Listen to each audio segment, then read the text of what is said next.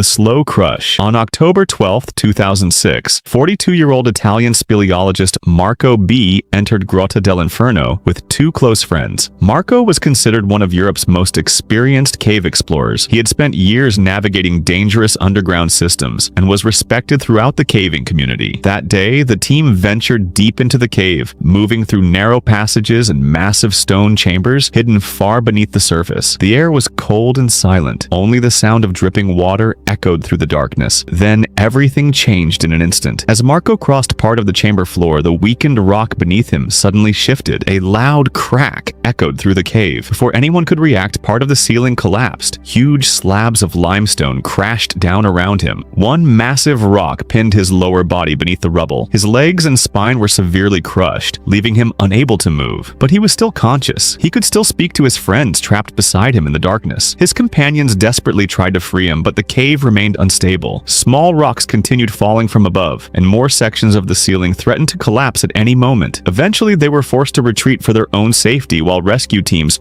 rushed toward the cave entrance. For nearly 2 days, rescuers worked non-stop underground, trying to reach Marco. They could hear his voice echoing through the chamber as they drilled through layers of fallen stone. But conditions inside the cave became worse with every passing hour. The freezing temperature slowly weakened his body, and the unstable ceiling made the rescue extremely dangerous. Then, during the final rescue attempts, another collapse shook the chamber. More rock crashed down into the area where Marco was trapped. When rescuers finally reached the site, there was nothing they could do. The Black Drown. In January 1991, 4 experienced American cavers entered a remote underground system known as Boquillas Crossing Cave. They were skilled explorers who had spent years mapping dangerous caves. Their mission that day was to survey an underwater section deep inside the cave system. At first, everything seemed normal. Cold water flowed quietly through the narrow tunnels as the group moved deeper underground. But far above them, miles away, heavy rain had started falling across the desert. Inside the cave, there was no warning. Within minutes, the calm underground stream transformed into a violent flash flood. Water thundered through the tunnels with incredible force, turning the cave into a deadly trap. The cavers immediately tried to escape, but the current was too powerful. One of the men, David, was swept away into a submerged siphon, a narrow underwater U-shaped passage with no air pocket inside. The rushing water flipped him upside down and pinned him deep inside the flooded tunnel. He was trapped in complete darkness. Tons of freezing water pressed against his body as the current forced him deeper into the narrow rock passage. His head pointed directly into the black flooded tube,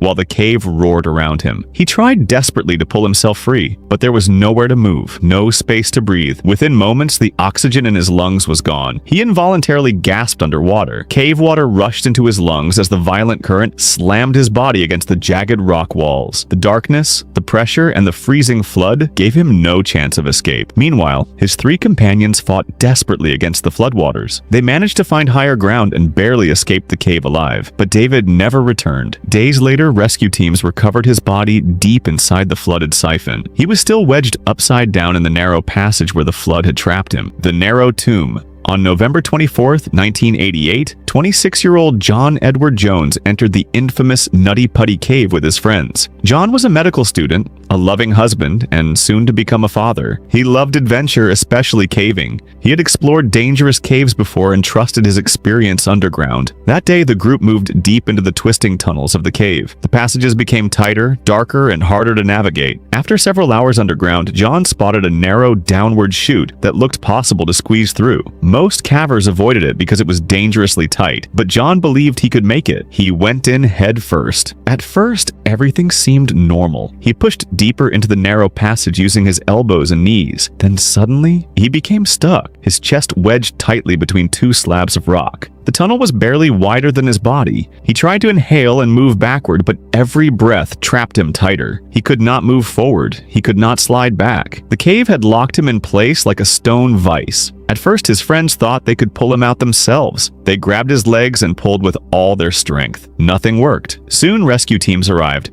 More than 100 rescuers entered the cave carrying ropes, pulleys, and climbing equipment. The passage was so narrow that rescuers could only reach John one at a time. For hours, they tried everything. They used ropes and mechanical systems to pull him free. At one point, they almost succeeded. John actually moved a short distance upward. Then disaster struck. One of the main pulleys suddenly failed. The rescuers lost control and John slid even deeper back into the crack. This time, he became trapped worse than before. As the hours passed, his condition became critical. John was hanging upside down for nearly an entire day. Blood rushed into his head and chest. His breathing became shallow. His heart struggled to pump properly. Still, he stayed conscious. He spoke calmly with rescuers at first. He asked them to tell his wife and family that he loved them. But as his body slowly failed, the pain became unbearable. Nearly 28 hours after becoming trapped, John Edward Jones died inside the cave from positional asphyxia and cardiac arrest. Rescuers realized that recovering his body would risk more lives. The tunnel was simply too dangerous. So the decision was made to seal the cave forever. The entrance was permanently closed, turning the cave into a silent underground tomb.